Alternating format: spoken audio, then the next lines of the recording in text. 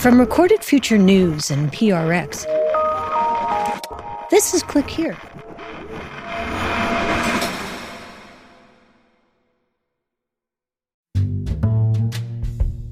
It started with something subtle, a strange signal, code that didn't belong, and it was buried in something Amazon calls a madpot.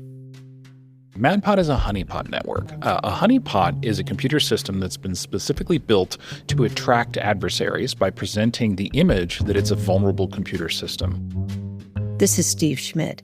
He's the chief security officer at Amazon. And he says Amazon has planted literally thousands of these madpots all over the web.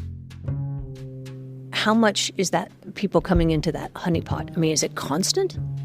It is absolutely constant. So to give you some relatively scary numbers, we operate, order 10,000 of these things around the internet right now.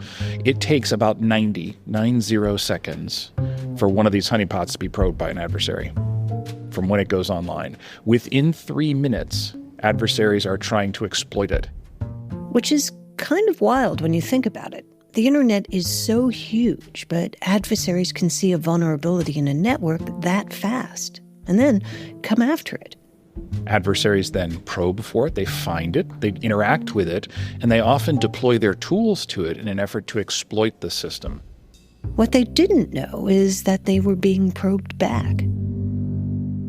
It's a super important part of our overall intelligence apparatus because it allows us to identify what our adversaries are interested in, the tools they're using, the techniques that they use, and even down to which one of our customers might they be going after. One of the most notorious Chinese hacking groups was lured in this way. Volt Typhoon, a group backed by the Chinese government. The Volt Typhoon malware enabled China to hide, among other things, pre-operational reconnaissance and network exploitation against critical infrastructure like our communication. And when the FBI announced that the group had been cracking into U.S. infrastructure, most people thought that Microsoft had spotted it or that U.S. cyber forces had discovered it. But in fact, one of the early indicators of Volt Typhoon's activities was an Amazon madpot. From Recorded Future News and PRX, this is Click Here's Mic Drop, a longer listen to one of our favorite interviews of the week. I'm Dina Temple-Raston. We've all heard of firewalls and filters and intrusion detection. But what if I told you one of the most effective tools for spotting adversaries was bait? This week, how Amazon's digital decoy, something called a madpot, helped uncover one of the most sophisticated Chinese cyber operations in recent memory. The fact that we can see them and they don't know that we can see them is thrilling. We want to keep on top of that. Stay with us. Click Here is brought to you by Progressive Insurance. Fiscally responsible, financial geniuses, monetary magicians. These are things people say about drivers who switch their car insurance to Progressive and save hundreds. Visit Progressive.com to see if you could save. Progressive Casualty Insurance Company has affiliates. Potential savings will vary. Not available in all states or situations. Support for Click Here comes from the Electronic Frontier Foundation. For 35 years, the EFF has been fighting to make sure that when you go online, your rights go with you. And they have a podcast. It's called How to Fix the Internet. And it's all about getting things right in our online world. Season 6 kicked off May 7th with an episode exploring the concept of digital autonomy. The fight for digital rights is bigger and more urgent than ever. EFF is at the forefront of that battle. And because it's member-supported, the more members they have, the more they can fight for our digital rights in state houses, in courthouses, and everywhere. Visit EFF.org/podcast to listen to How to Fix the Internet and join EFF. I'm Dina Temple-Raston, and this is Click Here's Mic Drop. We tend to think of cyber defense as something that keeps people out, like deadbolts and security cameras. But Steve Schmidt at Amazon thinks differently. He wants the door wide open.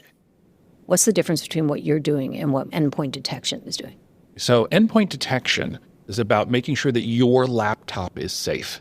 NADPOT, on the other hand, is a computer system expressly designed to be exploited by an adversary. We want someone to break in.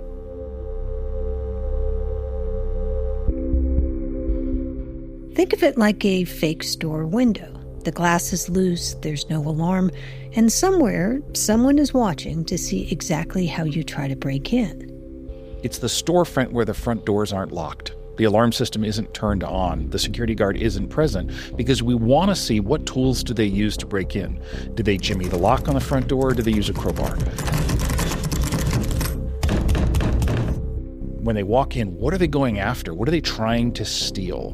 What time of day do they do it? Where did the tools that they're using to do this come from? Who supplied it to them?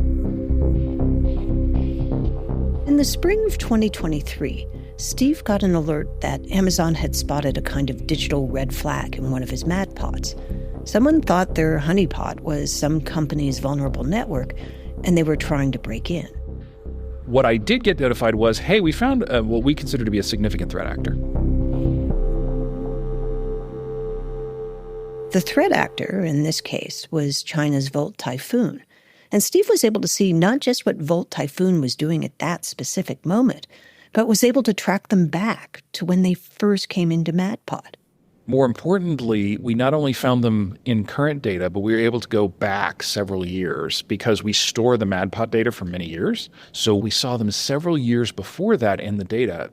Which allowed them to kind of hit a rewind button and watch how Volt Typhoon had developed and to spot patterns that the group had been trying to hide. Volt Typhoon, like many actors, uses multiple sets of intermediate systems to try and hide where they're coming from. When they're attacking somebody, they'll use one set of systems.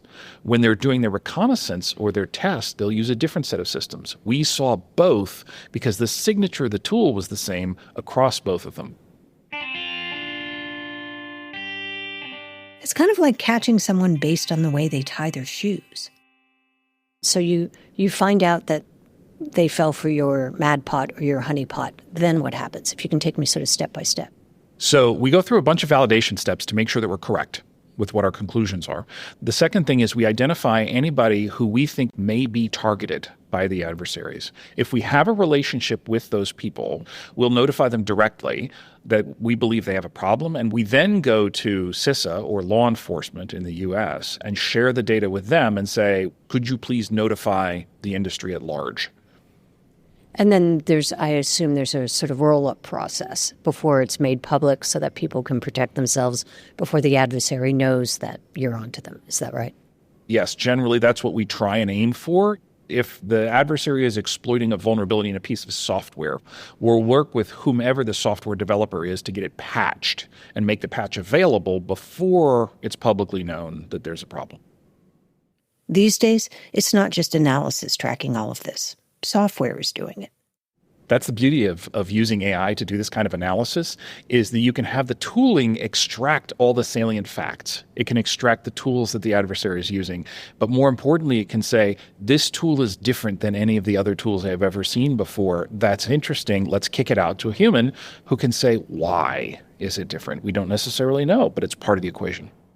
Now, if you're picturing a shiny robot saving the day, slow down. At this point, AI in cybersecurity is less Terminator and more overworked research assistant. It's fast, it's tireless, it flags anomalies and summarizes logs, but it doesn't replace people. Not yet, anyway. And are our adversaries using a lot of AI? Are you seeing it? Adversaries do use AI. They are not using AI yet in any large scale to do the actual attacking process. What they are doing, however, is they're using AI to make themselves much more skilled.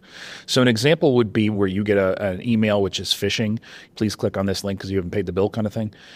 A lot of those are readily identifiable by a normal human because of spelling errors, grammatical errors, poor formatting, things like that. What AI can help the adversary do, though, is create a much more believable object. So it's much more likely to get someone to click on it. So even in the age of AI, code isn't the biggest vulnerability. A lot of people look at my job and say, oh, computer security, you got to be worried about tools and techniques and all that kind of stuff. No, it's people. So even with AI, the weak link here is the carbon unit, the human. Yeah, absolutely. When we come back, how Amazon is using AI agents to duel in cyberspace and why Stephen Schmidt says the future of cyber defense isn't just in the cloud, it is the cloud. We'll be right back.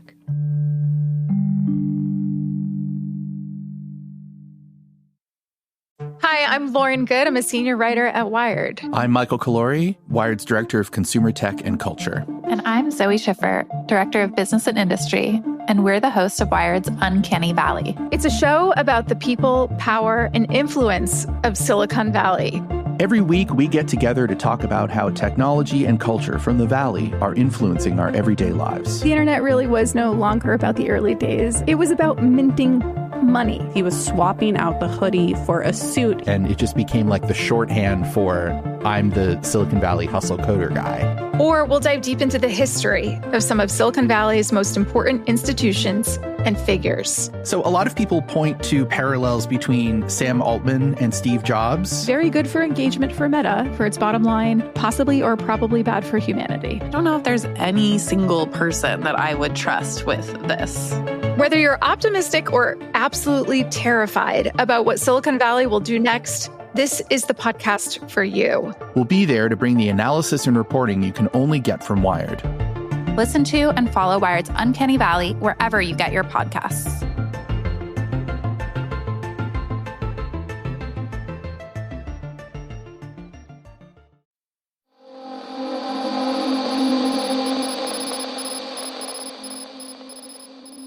Steve Schmidt and I were talking on the sidelines of one of Amazon's massive conferences in D.C., the kind with glossy booths, endless coffee, and the phrase artificial intelligence echoing through every panel like a mantra.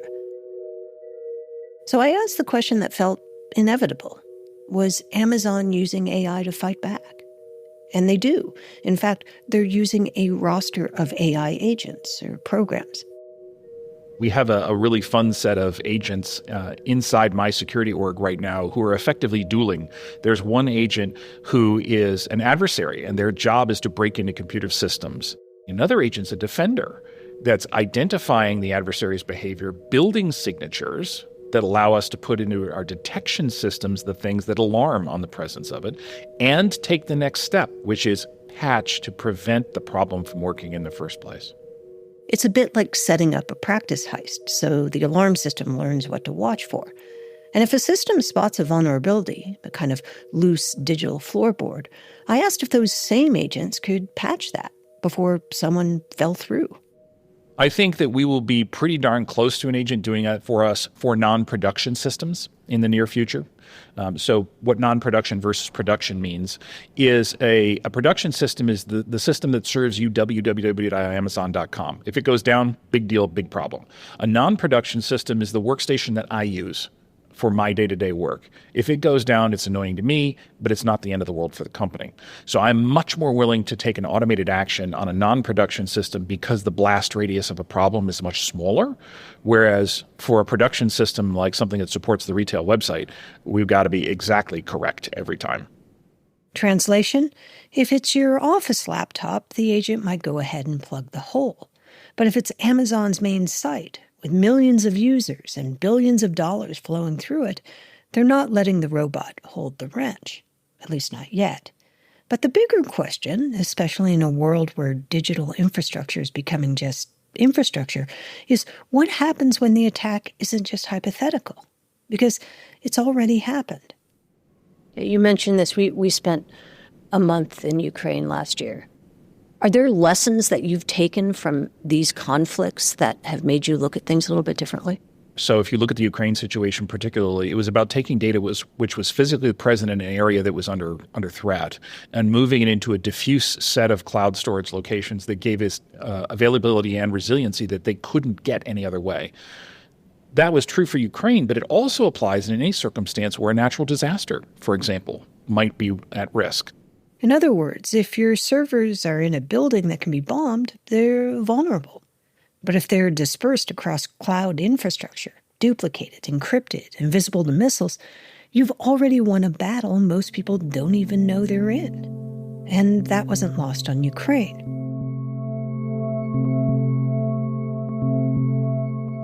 As Russian bombs fell, the country quietly shifted much of its digital infrastructure to the cloud. Government records, energy systems, emergency communications, all moved out of reach, at least physically.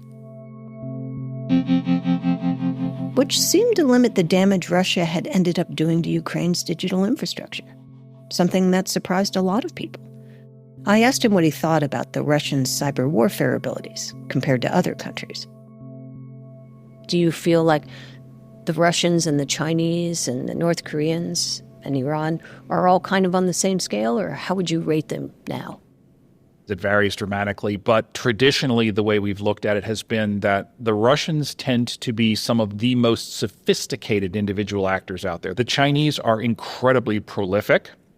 There are many, many different groups that are controlled by many components of the Chinese government infrastructure, including by provincial governments. They have different motivations, they have different risk tolerances, and they do different things. The Iranians, they go up and down in sophistication and motivation, and they are somebody who's really prevalent right now, and they're very aggressive. There are other nation states that are out there who have very competent and effective information operations organizations. Some of them are more allied to the U.S. or less allied to the U.S., and so we have to think about all of them, depending on where we are around the world. Russia is precise, China is relentless, Iran is unpredictable, and North Korea, kind of desperate. These aren't just cyber attacks, they're signals and strategies, and sometimes even side hustles. And the line between amateur and adversary, it's thinner than you think. So we asked Schmidt, what would you tell people standing on the front lines of what comes next? If you could whisper one thing in the ear of the next generation of cybersecurity leaders, what would it be? Use AI to do your job more efficiently. It's not AI replacing humans. It's AI replacing the grunt work to make them more efficient, to make them more effective, and to transfer the knowledge from the really skilled individuals at the top of the pyramid to the frontline engineers at the bottom. It's not man versus machine anymore. It's man with machine. Because the tech will change and the threats will change. But the wild card is always us.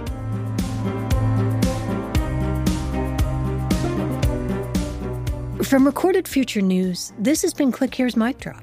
It was written and produced by Megan Dietrich, Sean Powers, Erica Gaida, Zach Hirsch, Lucas Riley, and me, Dina Temple-Rest. It was edited by Karen Duffin. We'll be back on Tuesday with an all-new episode of Click Here. Have a great weekend.